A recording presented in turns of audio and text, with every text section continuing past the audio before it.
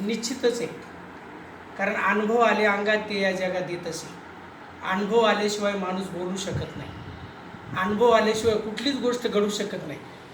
मी साहेबांच्या बाबतीत त्या दिवशी बोललो, साहेब तुम्हाला म्हणजे मला राग आला नाही अजिबात, पण मला एक तुमचा राग आला की मला जे प्रोडक्ट पाहिजे होतं मला दिसायला लागलं.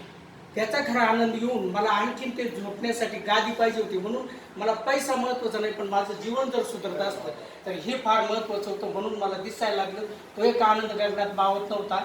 आणि त्यामुळं मी सरांना सारखं फोन करायचं की मला एखादी गादी तरी द्या, मला एखादं ब्रेसलेट तरी द्या. त्याच्या माध्यमातून मला फरक पडतोय आणि म्हणून मी खऱ्या अर्थानं फोन करीत होतो. मला कुठली अपेक्षा नव्हती बाकीची आणि मला कुठलाही या कंपनीवर राग नाही किंवा तुमच्या कोणावरच नाही. आणि म्हणून एक चांगलं माध्यम या ठिकाणी आपल्या सर्वांना या निमित्तानं मिळतंय. सर्वांचं या ठिकाणी अभिनंदन करतो. त्या माध्यमातून आपण सर्वांनी याचा बोध घ्यावा आणि निश्चित भगवान पांडुरंग परमेश्वराला विनंती करतो की या सर्व सिनियर कोच सरांच्या माध्यमातून निश्चितच आपण करोडपती होऊ ही शंका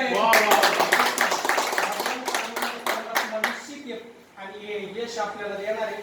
आपण निश्चित श्रीमंत झाल्याशिवाय राहत नाही अशी मी एकदा सर्वांच्या वतीनं पुन्हा त्या भगवान पांडुरंग परमेश्वराची विनंती करतो.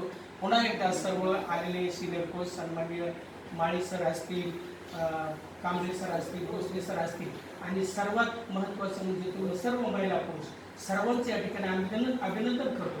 तसंच या हॉटेलमध्ये ज्यांनी आपल्याला मीटिंग करण्यासाठी जागा उपलब्ध करून दिली त्या हॉटेलच्या आणि मालकी सन्माननीय अरुणाताई यांचं या ठिकाणी हार्दिक अभिनंदन करतो. कारण त्याही वारकरी आहेत, त्याही चांगल्या मनाच्या आहेत आणि त्याही आज या ठिकाणी जॉईन झाले. हा सर्वात मोठा आनंद या ठिकाणी व्यक्त करतो आणि पुन्हा एकदा सर्वांच्या चरणी नतमस्तक होऊन या ठिकाणी माझी सेवा